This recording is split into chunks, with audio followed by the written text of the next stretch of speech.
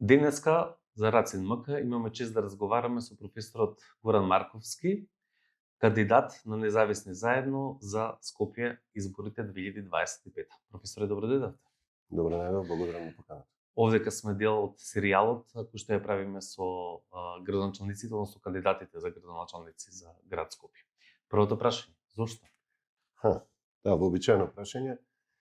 Затоа што достигнав одредена фаза во мојот живот и во мојот професионален живот особено. Сметам дека имам еден сериозен квантум на знаење и искуство, како животно, така и работно. А истовремено, она што се случува со градот во последно време, навистина ми пречи, бидејќи сум тука роден, тука сум растел, со градот сум се и сум тагувал и сум се радувал. Од каде сте? Кој дел во Скопје? Од Тафталиџе. Тафталиџе ми. Иако сум роден во центарот на Скопје, во кулите покрај Вардар, меѓутоа само до земјотресот, многу малку сум живеел таму, не се ни сеќавам, практично мојот живот, она што помнам од мојот живот почнува од Тафталиџе. И тоа заедно кога ќе се собере, значи моите квалитети или карактеристики што сум ги стекнал и она состојба во градот, сметам дека можам да му помогнам како на градот, така и на своите сограѓани. И оттаму и мотивацијата да го напуштам академскиот мир и да се впуштам во овај на, ајде да кажем така, политичка авантура. Тоа сакам да прашам, сметавте ли дека имате академски мир изминативе речиси 2 декади во Скопје? Не може човек, не може да биде потполно мирен кога гледа кога гледа што се случува околу него. Не може, бидејќи дел од нашиот живот е градот и тоа голем дел од нашиот живот го сочинува градот, сето она што тоа подразбира и што носи со себе. И тоа создава немир, создава болка, создава еден револт, зарем не можеме подобро од тоа? Зарем зошто ние да бидеме тие кои што ќе живеат во еден град кој почнува да станува некаква провинција европска. И навистина, а сметам дека можеме, дека имаме капацитет, не сме подолго од другите, зашто и би биле подолго, само што ни треба малку поинаков пристап. Влегувате во политичка авантура, изминативе 4 години со сегашната градоначалничка Арсовска покажа дека е многу тешко да се кохабитира и политички и професионално, како менаџер. Да. Како вие тоа гледате? Тешко, но не е невозможно. Противник сум на тезата дека градот единствено може да функционира ако градоначалникот и советот се од иста политичка провинцијенција. Значи, ако е така, тогаш не треба, тогаш треба советот да го биде градоначалникот, а не да биде на отворени избори. Впрочем, некогаш е и добро да не бидат од иста политичка опција, затоа што ќе си вршат контрола еден на друг. Да, нордиски системи. А сега видите, ние треба да тежнееме кон таму. Ако се помириме со судбината, тогаш нема да мрднеме од место. Јас сум поборник на таа теза. Секој почеток е тежок, многу тежок. Свесен сум за тоа, животното искуство не ми дава за право да се надевам дека некои револуционерни чекори, односно поместување може да се направат на брзина и одеднаш. Меѓутоа, од друга страна, мораме да се обидеме да ги користиме туѓите добри искуства. Имено сегашната градоначалничка и мнозинството на советот поттекна од иста опција. И видовме што се случи многу брзо после таквата комбинаторика. Значи, нема никаква гаранција ако оние што ги водат работите немаат општествена одговорност. Не може да биде побитно нашето политичко препукување од тоа како живеат нашите граѓани. Сметам дека кај одговорноста е на високо ниво и сум убеден дека до такви блокади на градот нема да дојде каква и да било комбинација да настане после изборите. Сметате дека имате доволно капацитет да ги менаџирате сите тие процеси? Живот е менаџирање. Знаете како, почнувајќи од дома, па се до разни проекти, стотици и илјадници во кои што сум бил вклучен, мора работите да се балансира, да се наоѓа решение во интерес на општото добро. Инаку лесно е да уриваме мостови, треба да ги градиме. Што ако се случи ситуација каде што советот е контра вас? Арсовска точно тоа го збореше, нели? рачињата во медот, или оние политички препакувања и слично. Како ќе го менаџирате тоа? Како гледате на сето Па тоа? еве како би го менаџирал, имам бекап варијанта за Мгм. таква состојба. Значи прво работата на градот би била целосно отворена. На веб страната на градот би биле поставени сите прашања за кои што ќе се расправа во советот и за кои што ќе се носат одлуки. Доколку некој од нив заглави во некаква процедура, во некакво инаетење, ајде така да речем, ќе биде објавено кои се размислувањата на градоначалникот, кои се размислувањата на советот, па нека видат граѓаните каде е кочницата. Ако и покрај тоа не оди работата едноставно, тогаш одиме на вториот чекор. Вториот чекор е фере, ако не може да функционира градот, да побарам предвремени избори за градоначалник и за Би го совет. направиле тоа? Апсолутно. Па јас немам што да изменам. Значи мене како да ви кажам, јас можам само градот да добие, колку и да звучи ова нескромно. Местото од каде што доаѓам ми дава голема комоција за да можам вакви чекори да преземам. И би го направил секако, затоа што е алтернативата. И третиот чекор, само да кажам, Така. е да си поднесам оставка, да се заблагодарам на довербата што ми била пружена и со крената глава и да заминам од позицијата која што имам. Најтешко од се е кога да си го сочувате образот и кога ќе се видите во гледало наутро, да не чувствувате одговорност дека цел град пател заради некаква ваша тврдоглавост и наетање или било што. Па дури без разлика дали сте биле во право или не сте биле во право. Ако е тоа единствена опција за градот да оди напред, јас тоа би го направил без ни трунка размислување. Така. Кажете ми нешто малку повеќе за вашата визија. Каде го гледате Скопје Да. наредниве 4 години? Зборот визија многу ми се допаѓа. Практично тоа е она што му недостасува на Скопје. И моја главна цел ќе биде градот да добие визија. Мене ми е потполно јасно дека 4 години се премалку да излеземе од ова состојба во која што се наоѓа Скопје, од оваа агонија во која што ни е градот. 4 години се премалку за да ние сега после 4 години претендираме да имаме некаков европски современ град. За 4 години е доволно, според мене, и тоа повеќе од доволно, да бидат ублажени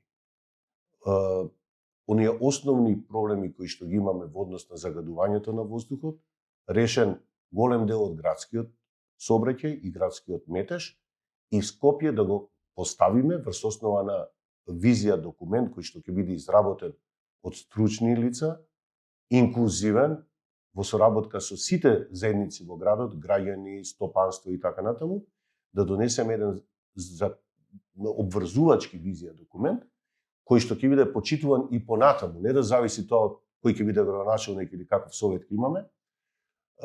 Со тоа Скопје од овој слеп колосек во кој што се наоѓа сега запуштен, да го префрлиме на еден колосек што ќе води кон развој. Целта е недостижна. Целта секогаш се поместува во животот, така и со градот, и тоа е добро, ама ние треба да го фатиме вистинскиот правец. Ако тоа го постигнам за 4 години, со крената глава ќе си се вратам назад од каде што сум дошол. Во академија. Во Така. академија. Можеби нема веќе ќе бидам и во некои пензионерски години, но во секој случај Така. во еден друг поинаков живот. Кога веќе ги чекнавме овие инфраструктурни проблеми, во интервјуто кој што имавме со Каја Шукова, таа е тврд и дециден застапник на проектот БТР. Нејзиниот контракандидат Орце ви изминативе денови почнува да менува ставот од оно што беше тврд став на ДПМН, но и на градоначалничката Арсова, каде што пари обезбедени за тој проект беа стопирани, европскиот грант, цела документација изготвена и така натаму. Како е вашиот став околу тоа? ЕСАП очигледно не е одржлив. Да, апсолутно. Значи, БТР не е лош проект. Немам детали за да можам децидно да кажам добро е за Скопје, толку ќе чини, но она што можам да го тврдам е дека дали е БТР или не БТР, дека мораме да имаме еколошки автобуси. Комплетно, 100%. Дали тоа ќе биде првата година, првите 2 години, но ние мораме Скопје да го прочистиме од овие стари дизел или било какви мотори кои што ни го загадуваат воздухот. Значи тоа мораме да го направиме. Мораме да имаме 2 големини автобуси, поголеми кои ќе возат на примарните линии и помали кои што ќе возат на секундарните линии. мора да направиме возен ред кој ќе се обиде да ни ги амортизира гужвите во шпицовите во сообраќајот, а тоа во поразвиените земји се прави со различна цена на билетите. Кога се возите во оној помирен период, билетот ви е поевтин и така натаму. БРТ-то бара малце поголема инфраструктура. Значи да се вложи доста. Вие сте експерт, затоа ве прашувам вашето мислење. Особено ни треба, например, она што со сигурност го знам, бидејќи сум бил консултиран на времето за тоа, ќе треба нов мост кај наместо сегашниот на Обединетите нации кај Влае, ќе треба да се изгради нова мостовска конструкција, затоа секако треба и пари и време. Да, тоа ми е, ајде да речем, слабост така. Професионална слабост, иначе голема љубов ми се мостовите. Значи ќе треба повеќе време. Но не го исклучувам како можност, особено ако се земе предвид финансискиот, ова што вие рековте.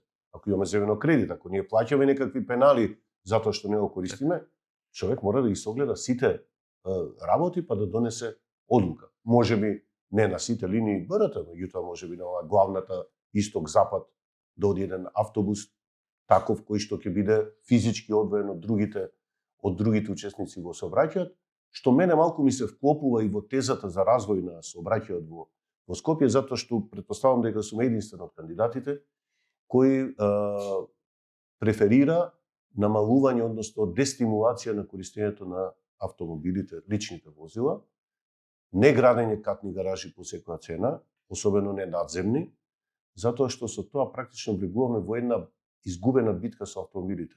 Ние го даваме својот простор, животен простор на нашите автомобили, што мене ми издава малце мазохистички, искрен да бидам, наместо да си го задржиме за себе, за нашите велосипеди, за пешки и со велосипед. Секогаш кога можам и уживам во тоа и многу помалку време губам во сето тоа и да не кажам па и здравствено е многу подобро. Значи ние треба да го прилагодиме град, она што се прави во развиените држави, истото да направиме и кај нас. Тоа звучи малку чудно. Некои дури гледам коментари, многу сум бил романтичарски тип и така натаму, меѓутоа без романтика нема напредок, без романтика нема ни деца создавање, така што ќе изумре цивилизацијата ако не постои романтика кај човек. Така. Како е вашиот став околу јавните простори во Скопје? Урбанистица. Така, како го гледате Скопје? Исчезна интересот за јавните, тоа ми исто е на голема болка, искрено да ви кажам. Како да нашите урбанисти заборавија дека потребен е јавен простор.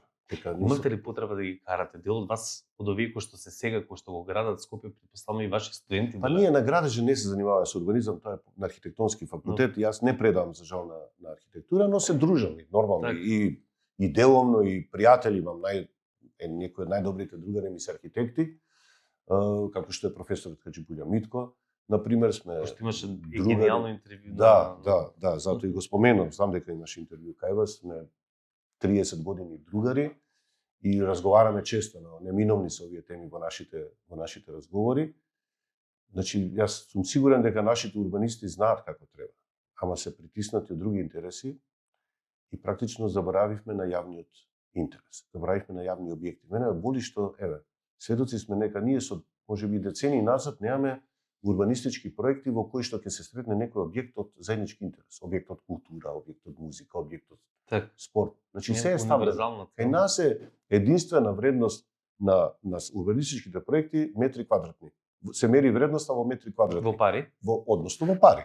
Колку повеќе метри квадратни? Тоа пазете, не простор, не вика метри кубни, метри квадратни. Значи не е важен просторот, важна е квадратурата. Колку повеќе квадрати се извадат во урбанистички план, толку тој урбанистички план е прогласен за подобар. Ама подобар за кого? За оној што инвестира. За граѓаните тоа нема за граѓаните нема никаква вредност, напротив. Ние изгубивме златни простори, бркајќи интереси на неколкумина. И тоа е неповратна штета за Скопје. Неповратна штета за Скопје. Наместо да имаме, например, некаде локации, наместо да имаме објекти од културата, објекти од уметноста, објекти за забава и така натаму, ние се претворивме во една огромна спална соба во Скопје, во која што ќе се разбудите можеби во убави услови, ама кога ќе излезете од вратата надвор, наидувате на едно сивило во кое што не можете да живеете убаво. А сите ние, ако го исклучиме спиењето, Сите ние повеќе време поминуваме надвор отколку внатре во дом. Така. Професоре, што е за вас скопјанец, скопјанка? Како го гледате на тој термин? Скопјанец или скопјанка за мене се оние луѓе кои што ги почитуваат правилата на живот во големите градови. Кои што се однесуваат како граѓани, а не како случајни минувачи во градот. И кои ќе почитуваат, ќе знаат да живеат во една поголема заедница, ќе знаат да живеат во големи стамбени единици. Живеењето во куќа дава поголема слобода да се однесувате како што сакате, ама живење во зграда има многу ограничувања и треба да се почитуваат. Кои ќе знаат да го почитуваат мирот и приватноста на другите, кои што ќе знаат дека ѓубрето пред да се фрли треба да се селектира, кои што се помалку ќе користат сопствени возила и ќе внимаваат на загадувањето на градот, кои ќе знаат да штедат водата, да не трошат вода кога не треба, затоа што треба да имаат предвид дека некои ќе останат и без капка вода ако тие претераат со потрошувачката, кои нема да фрлаат хартија по улици, туку ќе го користат тоа кантите за сметка и користат и така ред други работи. Тоа се вистински скопјани, кои ќе си го сакаат градот и кои ќе бидат подготвени за тоа и да поднесат и мала сопствена жртва. Бидејќи промени кон подобро, според мене, нема ако не ги почувствуваме, барем дел од нив, не почувствуваме на себе. Нема подобрување на нештата ако нешто не заболи некого повеќе, некого помалку. Меѓутоа не можеме ние да очекуваме да сакаме подобро, сакаме промени, ама само другите да се сменат, а ние да останеме исти. Како што сме, така? Да. Професоре, уште една болна точка на Скопје, поготово летово се покажа дека е водовод. Како гледате вие на тој проблем? Тоа е запуштеност, неводење сметка за долгорочни последици во Скопје. Мислам, вие претпоставам низ вашата професионална призма со декади го следите тој проблем. Знаете од земјотресот навамо како тоа се градеше и како функционира сега. Така, и токму така на нашиот факултет се изучува и имаме и насока за водовод и канализација и менаџирање и на подземни и на надземни води и така натаму. Тука ни се вкрстуваат два проблеми кои што доведоа до овој проблем што го имавме летово. За прв пат се плашам дека тоа ќе станува се акутно. Ќе стане можеби и хронично, се дека не се освестиме. Имено од една страна имаме преголеми губитоци на водата. Рашче ни го дал некој и природата и треба да бидеме благодарни да имаме таков извор во близина на толку голем град со таква издашност, со таков квалитет на вода. Меѓутоа и Рашче не е семожно. Значи, од една страна имаме пренаселеност, преголема густина на население, се повеќе и повеќе објекти. Водостопанската согласност која што се издава е на климави нозе, не секогаш се прават детални пресметки дали некоја нова населба, некој нов комплекс на згради може да користи вода без при тоа да ги загрози другите. Тука сум убеден и знам дека е тоа така, дека не се води сметка и дека се прават одредени шпекулации. Значи, од таа една страна преголема населеност, зголемување на население, на објекти и така натаму, од друга страна се поголеми губитоци на вода во системот. Губитоците на вода се од два типа, едниот е ненаплатена вода, диви приклучоци и слично, а другиот е на губитоци на вода во системот. Цевки, спојници и така натаму, стари, дотраени, неодржувани со години, со децени, ни пропуштаат многу вода и ние практично во подземјето губиме преголемо количество на вода и двете работи кои ќе се соберат, еве го резултатот што го имавме летоска. Малку потопол период, малку помалку скопјани оние кои не водат сметка колку трошат вода само за да си ги задоволат личните потреби, не водејќи сметка дека нивните сограѓани не можат да се истушираат, немаат вода за пиење и за готвење, и ете го проблемот. Се плашам дека ова, ако не се преземат мерки, дека ова ќе отиде многу далеко со водата. Така. Професор, ви благодарам, ги говорите моите прашања, оставам вас простор доколку имате нешто да им кажете на некој што ги повикувате да гласам за вас. Да, ви благодарам, беше пријатно интервјуто. Што да кажам? Јас би посакал да порачам на луѓето да гласаат не за партија, туку за градоначелник. можам со сигурност да тврдам дека гласајќи за мене, тие ќе гласат за себе и за своите деца. Толку би имал само вака да им се обратам на гледачите, ми беше задоволство уште еднаш да потенцирам со вас да го поминам ова време. Ве благодарам професоре за интервјуто и одвоеното време и со среќа. Благодарам.